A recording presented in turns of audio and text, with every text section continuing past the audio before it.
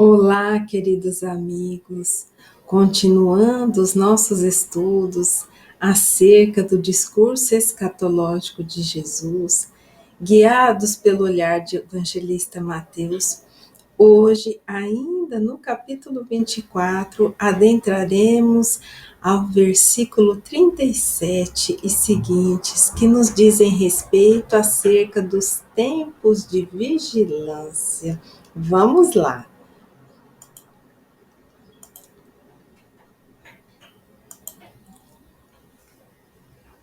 E como foi nos dias de Noé, assim será também a vinda do Filho do Homem.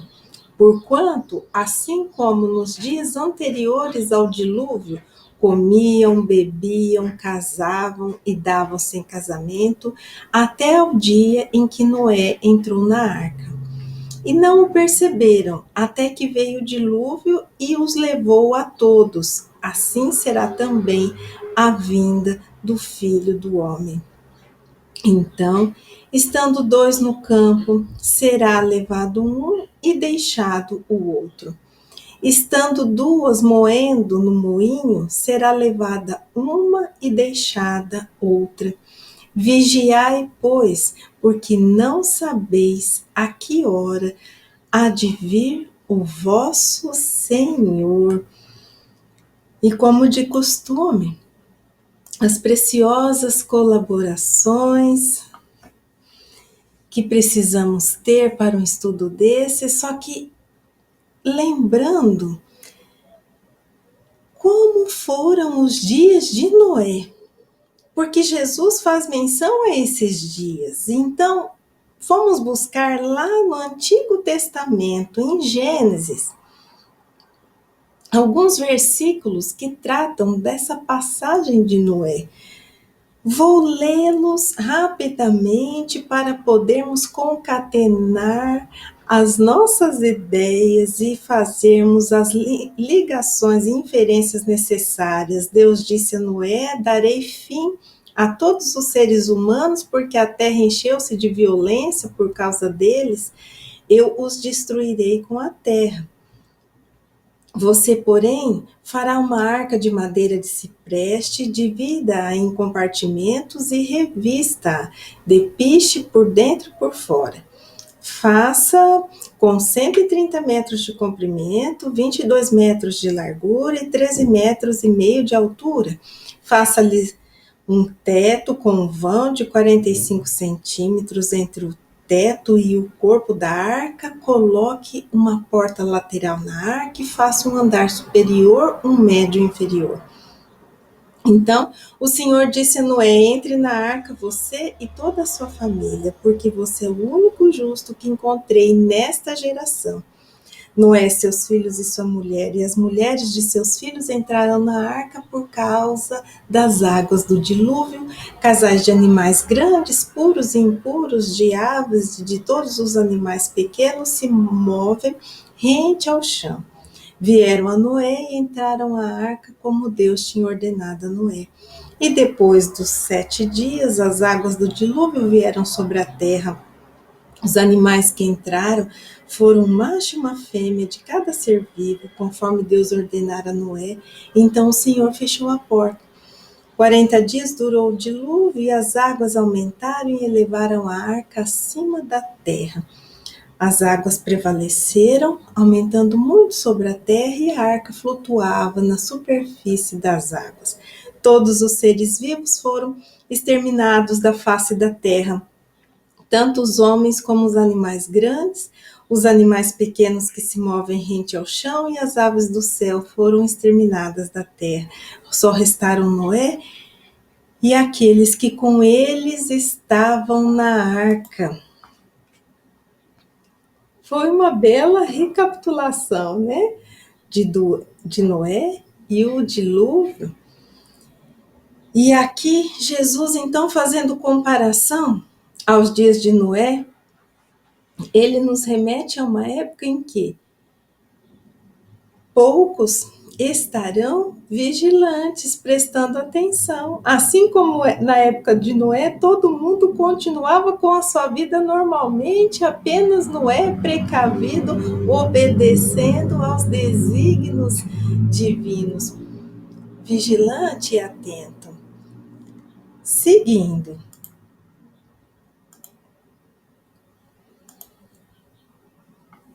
Carson vem nos dizer: as pessoas prosseguem com suas ocupações usuais, a despeito da tribulação, das perseguições e das revoltas, aquelas lá que nós vimos no capítulo 24, do versículo 4 até o 28, a vida continua e as pessoas comem, bebem e casam. Não há nenhum uso tipológico visível do dilúvio como um julgamento aqui, nem menção ao pecado daquela geração. Jesus espera a vigilância incessante de seus seguidores, pois a culminação final, a história humana, virá repentinamente sobre a vida comum. Carson aqui faz um levantamento importante. Na época de Noé, sim, havia um julgamento sobre aquela geração. Como nós vimos ali naquele versículo, quando lemos que apenas Noé era um filho obediente e justo e todos os outros não. Aqui, Carson diz que não existe essa ideia de julgamento, mas o que está presente aqui é a ideia de uma invigilância, uma desatenção. Vamos ver o que os outros autores nos dizem a respeito. Carter. O momento certo, desconhecido da vinda de Jesus é comparado aos dias de Noé. As atividades que são mencionadas, comiam, bebiam, davam-se em casamento, são atividades normais, cotidianas, que sustentam a vida humana contínua. O ponto diz respeito a não ficar distraído ou ser desviado dos propósitos de Deus, mas viver fielmente para esta meta. Carter e Carson também com olhares afinados acerca desse momento que viria e que Jesus preparava para que não pegasse ninguém distraído com as coisas do mundo. Sim, que os discípulos e aqueles que obedecessem a mensagem, atendessem a mensagem, estivessem preparados e vigilantes. Seguindo, na Nova Versão Internacional, encontramos: houve advertência clara acerca do dilúvio nos tempos de Noé, mas isto não o tornou menos repentino quando veio. Lá, a divisão foi feita pelas mãos de Deus, que fechou a arca. Na vinda será a ação dos anjos. Seguem 4 parábolas que ilustram diversos aspectos da vinda. A parábola do dono da casa vigilante, que está em Mateus 24, 42 a 44, o administrador fiel e sábio, 45 a 51, a parábola das 10 virgens, capítulo 25, versículos 1 a 13, e a parábola dos talentos, Mateus 25, versículos 14 a 30. E aqui, queridos amigos, vocês se lembram quando eu disse que alguns autores não consideram os versículos 42 a 44 como parábola? MacArthur nos fez concluir assim. E agora a Nova Versão Internacional já considera, mas de qualquer forma, como eu disse anteriormente, nós estudaremos esses versículos nesses instantes.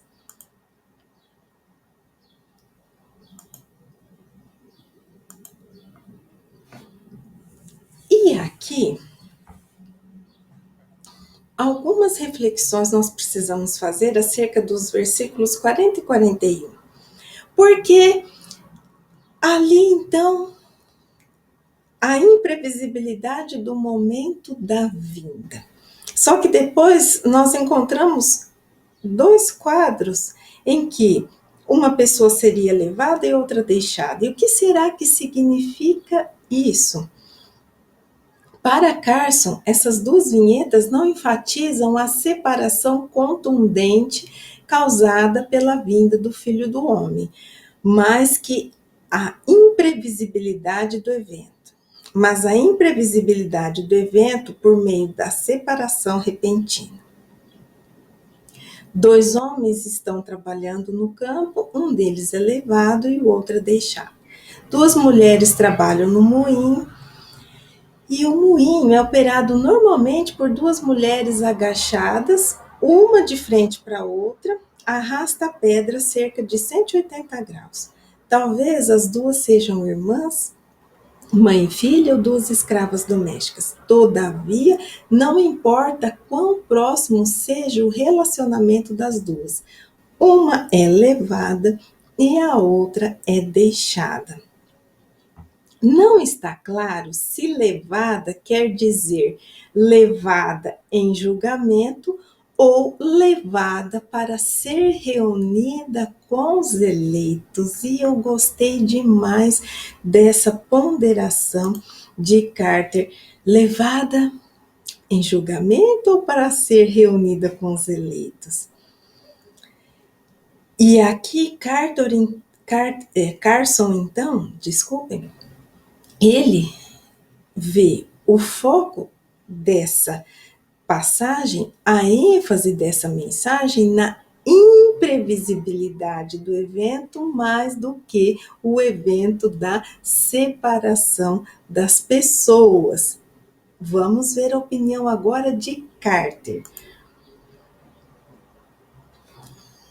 Ele cita: então, estando dois no campo, será levado um e deixado o outro.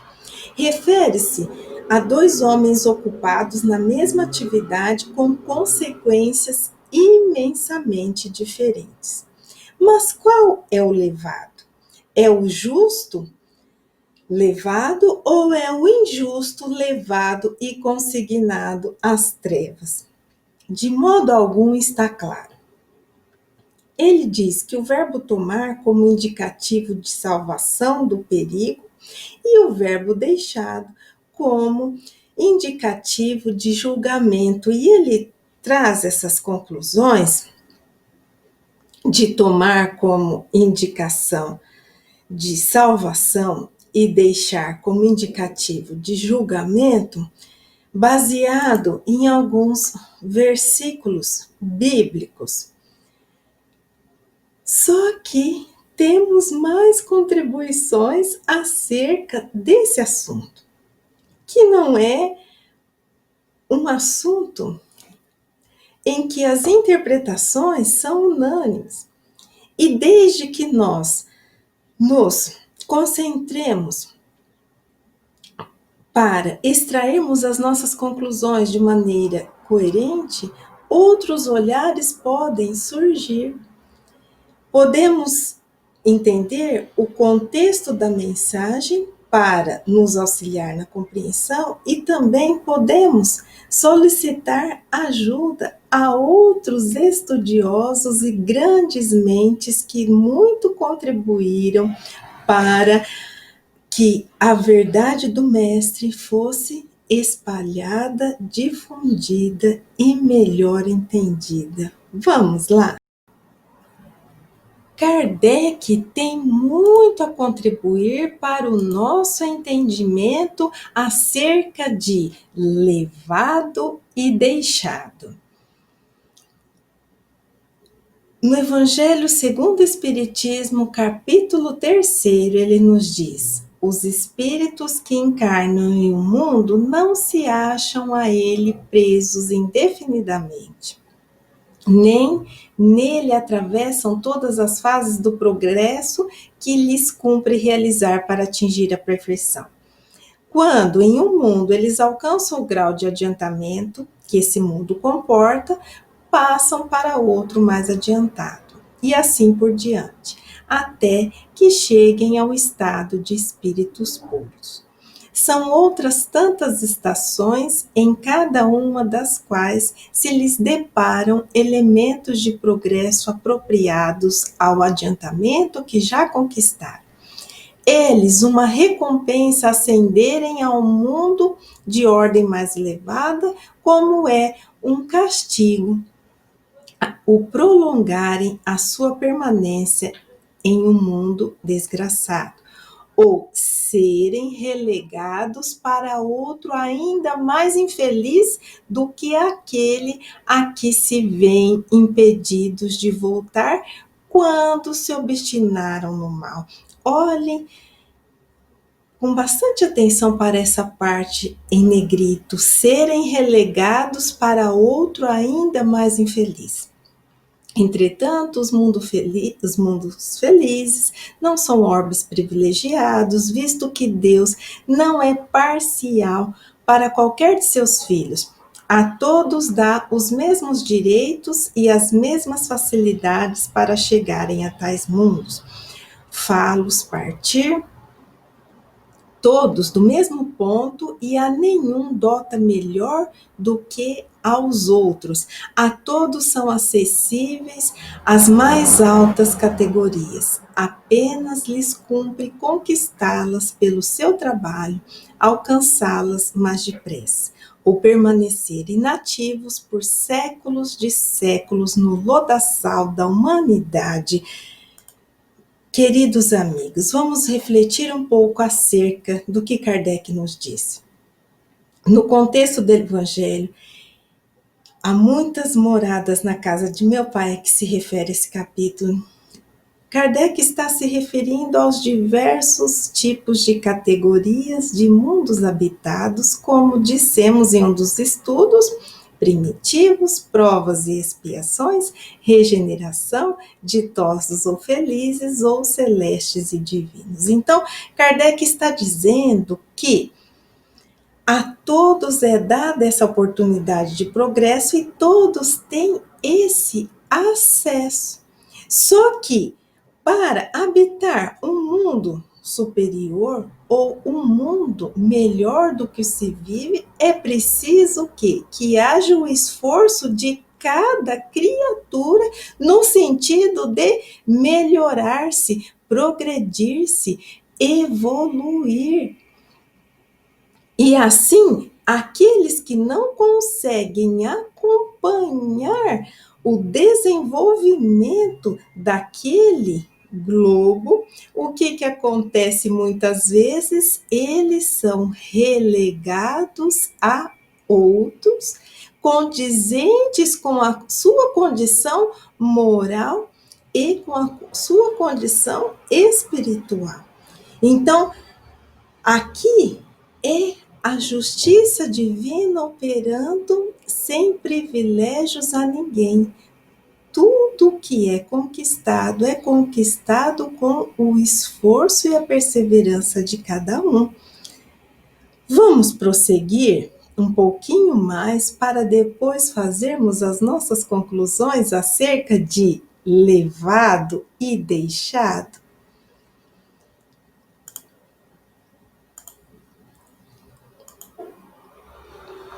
Nesse mesmo capítulo, Kardec continua nos dizendo: os espíritos em expiação, se nos podemos exprimir dessa forma, são exóticos na Terra.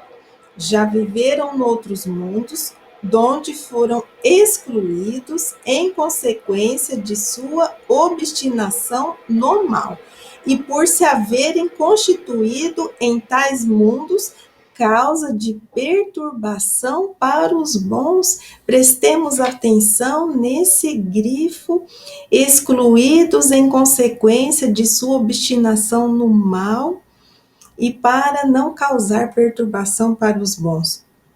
Tiveram de ser degradados por algum tempo para o meio de espíritos mais atrasados, com a missão de fazer que estes últimos avancem, pois que levam consigo inteligências desenvolvidas e o germe dos conhecimentos que adquiriram.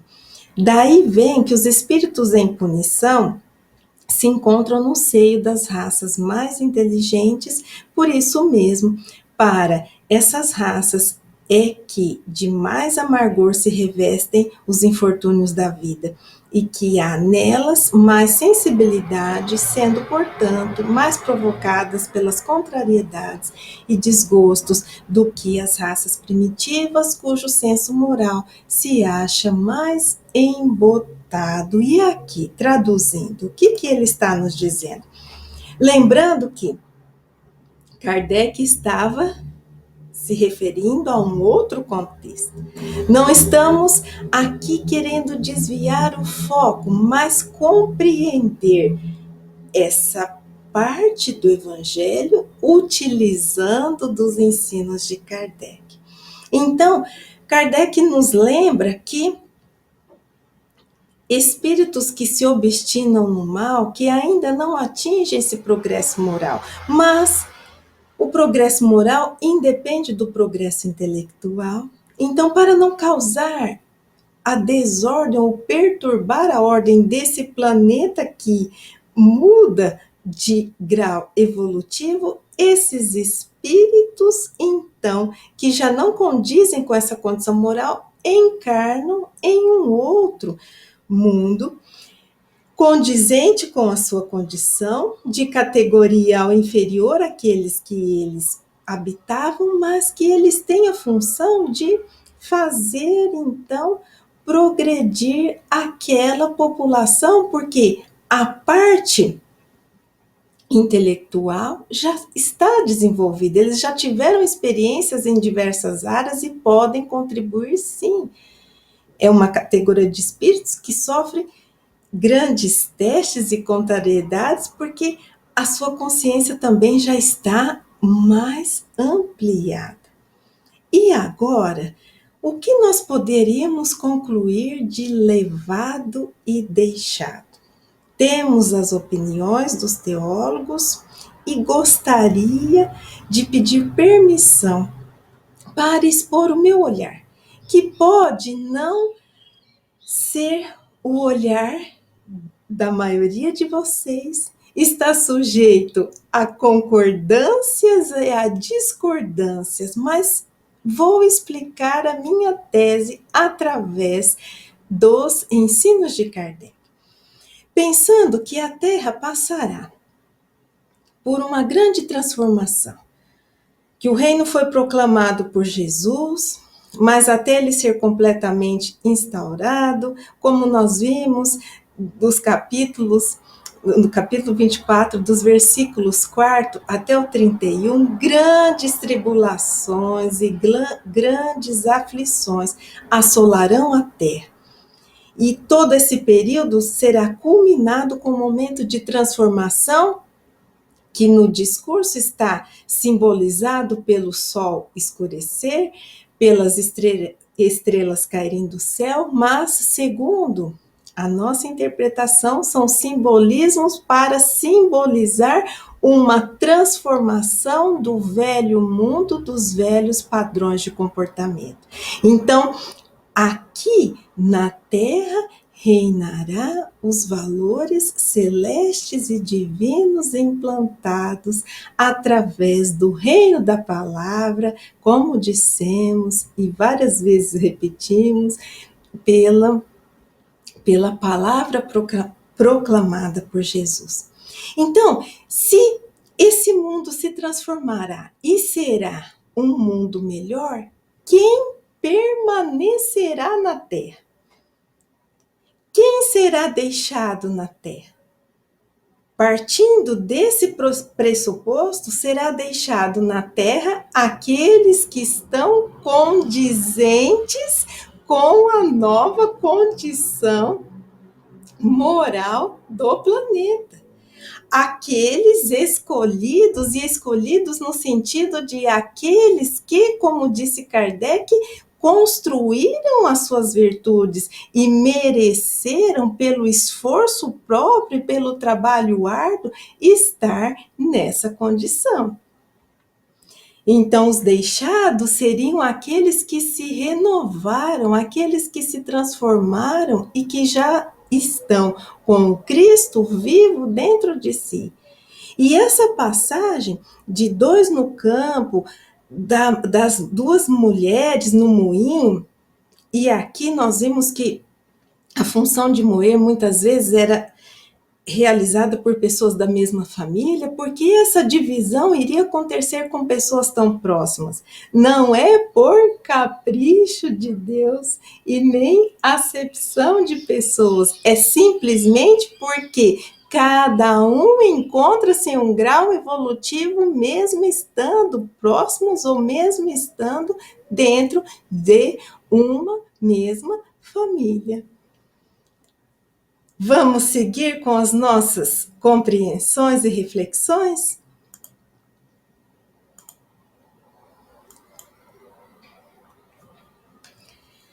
Mas considerar isto: se o pai de família soubesse a que vigília da noite havia de vir o ladrão, vigiaria e não deixaria minar a sua casa. Por isso, estai vós apercebidos também, porque o Filho do Homem há de vir a hora em que não penseis. E aqui algumas ponderações acerca dessa palavrinha vigília, porque diz aqui vigília da noite. Os judeus dividiam a noite em 3 vigílias. A primeira, denominada princípio das vigílias, pode ser encontrada lá em Lamentações, versículo 2:19. Ia desde o sol posto até 10 horas da noite. A segunda vigília seria a vigília média ou da meia-noite. Essa lá no livro de Juízes, capítulo 7, versículo 19. Principiava às 10 horas da noite e prolongava-se até às 2 horas da madrugada. E a terceira vigília, a vigília da manhã, que pode ser encontrada ali no primeiro livro de Samuel, capítulo 11, versículo 11, desde as 2 horas da manhã até o nascer do sol. Em tempos posteriores, a noite era dividida segundo o costume dos romanos em 4 vigílias, desde as 6 da tarde às 6 da manhã, de 3 horas cada uma. É o que nós encontramos lá em Mateus 14, 25, Lucas 12, 38. Em Marcos 13, 35, as 4 vigílias são designadas pelo nome especial de cada uma. Então vamos lá. Mateus 14, versículo 25. Mas à 4ª vigília da noite dirigiu-se Jesus para eles, andando por cima do mar. Lucas 12, 38. Quer venha na 2ª vigília, quer na 3ª, bem-aventurados serão eles, se assim os achar. E Marcos, vigiai, pois, porque não sabeis quando virá o Senhor da casa, se à tarde, se à meia-noite, se ao cantar do galo, e se pela manhã.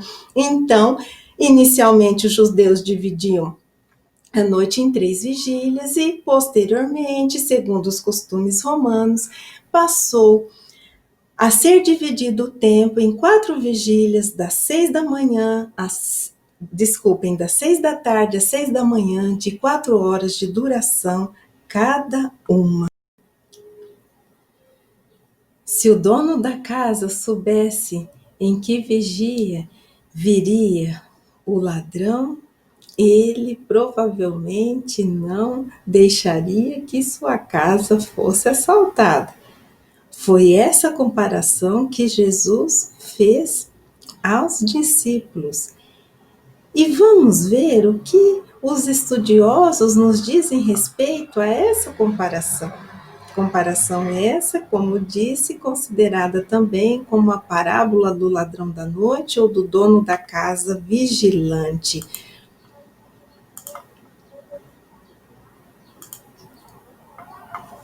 Carter nos diz: a imagem de Jesus como um ladrão é surpreendente. Se os discípulos não estiverem alerta ou preparados como uma vida de discipulado fiel e ativo, a vinda inesperada de Jesus roubará a alegria de sua participação escatológica nos propósitos de Deus.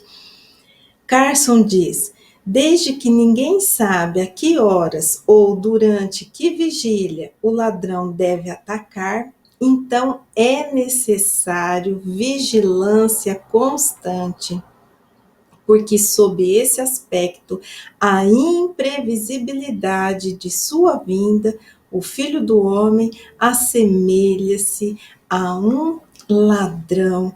Então, a mensagem aqui tem como ênfase duas coisas: a imprevisibilidade da vinda, que também foi destacada na parábola da figueira.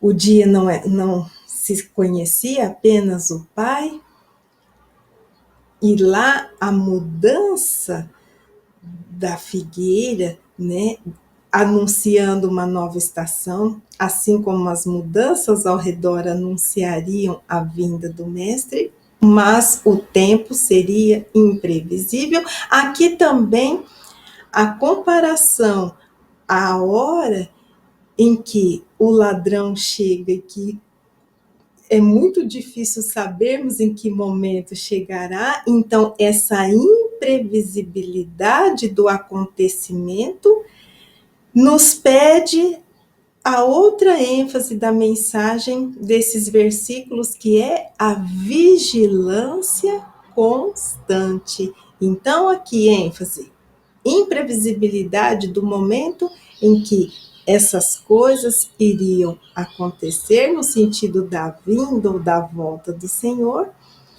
e também a vigilância para não serem pegos de surpresa.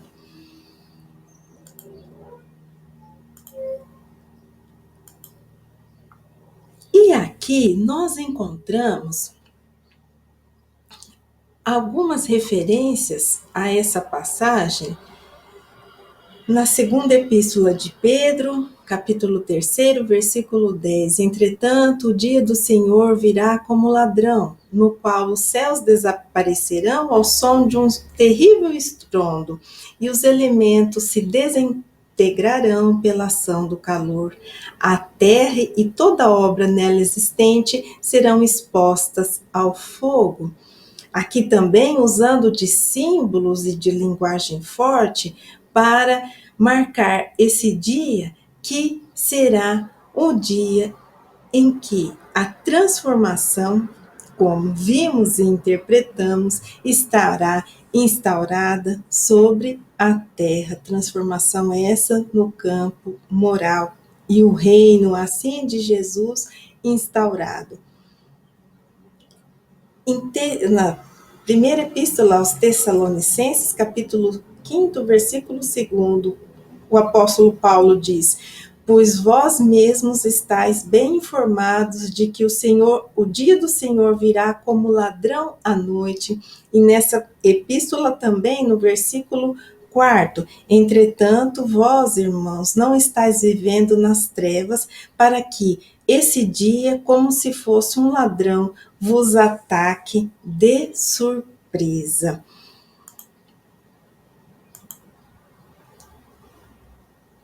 Carter vem nos alertar pela quarta vez. O não saber é enfatizado. E ele cita aqui, então, os versículos que nós já vimos, 36, 39 e 42, como será nas próximas duas parábolas, que é a do servo vigilante, ou dos dois servos, e que é esse versículo que ele cita, capítulo 24, versículo 50, e a parábola também das 10 virgens. Os discípulos devem ser vigilantes, estar alerta e viver fielmente, como ilustra a parábola seguinte. Então, a exortação à vigilância constante, pois esse dia é imprevisível. E como refletimos na parábola anterior, esse dia é imprevisível, mas ele não é incerto. Ele irá acontecer. Nós, muitas vezes, confundimos imprevisível com o incerto e, com isso, continuamos vivendo da maneira que acreditamos ser a maneira como devemos viver, esquecendo dos ensinos, esquecendo das lições do mestre, esquecendo dos seus conselhos. E assim, vamos a mais reflexões acerca desses versículos que nos remetem à vigilância. O convite à vigilância é renovado, tendo como fundamento principal a imprevisibilidade da vinda, que nós encontramos aqui no versículo 44, há pouco visto. Se a vigilância não fosse algo importante, ela não seria reiterada tantas vezes. Sim, a vigilância é importante e renovada constantemente. E nesse momento em que a nova ordem das coisas irá imperar, em que o Mestre voltará, ainda não sabemos o dia, a hora e como, mas nesse momento, quem serão os bem-aventurados? Bem-aventurados serão os atentos às prescrições da lei. Bem-aventurados serão aqueles que atendem e obedecem à lei. Olha o que nos diz aqui o Evangelho de Tiago, capítulo 1, versículo 25. Mas o homem que observa atentamente a lei perfeita, que traz a liberdade, e persevera na prática dessa lei, não esquecendo o que ouviu, mas praticando-o, será feliz naquilo que fizer. Então, quando os tempos forem chegados, felizes os que estiverem preparados para essa nova ordem das coisas que imperará. Ordem do amor, da paz, da justiça, da bondade, da verdade, como já dissemos. Felizes aqueles que se mantiveram fiéis em trabalho, em perseverança, confiantes, apesar de todas as tribulações ao longo do caminho, sem esquecer os ensinos do Mestre, como nos diz o apóstolo Tiago, porque o cumprimento da lei que nos traz essa liberdade que ele nos relata, porque quando nós cumprimos as leis divinas, nós ficamos quites e não ficamos devedores perante essa lei. Mas Emmanuel tem uma contribuição muito importante também para nos auxiliar nessa compreensão dos ensinos do Mestre. Ele traz uma lição no livro Vinha de Luz, no capítulo 132, intitulado Vigilância, do qual nós extraímos um trecho que vamos lê-lo. A determinação de vigilância partiu dos próprios lábios do Mestre Divino, e no serviço de construção cristã do mundo futuro, é indispensável vigiar o campo que nos compete. O apostolado é de Jesus, a obra pertence-lhe. Ele virá, no momento oportuno, a todos os departamentos de serviço, orientando as particularidades do seu ministério de purificação e sublimação da vida, Contudo, ninguém se esqueça de que o Senhor não prescinde da colaboração de sentinelas. Que linda essa reflexão de Emmanuel, porque através dela percebemos que somos os sentinelas do Cristo. Uma parte do nosso esforço contribui para essa instauração do reino por completo sobre a terra, cada um oferecendo a sua cota parte. Meus queridos, é fácil nos mantermos vigilantes e atentos em todos os momentos? Nos momentos de dificuldade, nós ficamos perturbados. Nos momentos de grande felicidade, por vezes, ficamos iludidos e enganados com os acontecimentos da vida. E muitas vezes, nesses dois extremos, nós saímos da rota. Não nos mantemos firmes em nosso foco, em nosso propósito de seguirmos e vivenciarmos os ensinos do Mestre. Isso acontece com todos nós, mas é impossível não se manter vigilante? Impossível não é, porque se fosse impossível, não seríamos aconselhados a isso. Mas para nos mantermos vigilantes, é preciso sermos conscientes, é preciso que sejamos responsáveis, é preciso que estejamos atentos, é preciso que lembremos da nossa responsabilidade perante a Deus, perante a Jesus e perante os outros. Quando nós unimos todas essas características e perseveramos e analisamos o nosso comportamento, nós conseguimos nos manter vigilantes. E a vigilância também precisamos aliar a fé. A fé no sentido de fidelidade aos ensinos, unida à crença no Mestre Maior e a Deus em sua sabedoria. E que nós nunca nos esqueçamos e nunca nos percamos no caminho, no meio da prova e da dificuldade. Que os ensinos do Mestre estejam sempre vivos na nossa memória e no nosso coração.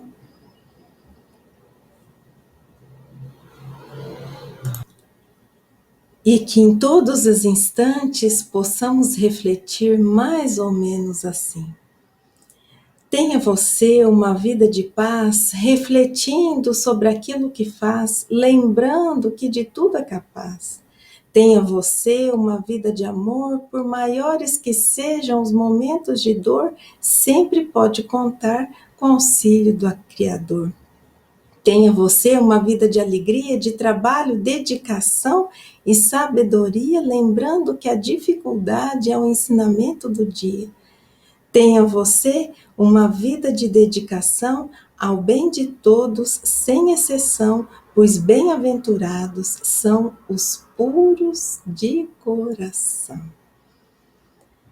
No próximo encontro, estudaremos a parábola dos dois servos ou do servo vigilante, como também é conhecida. Até lá!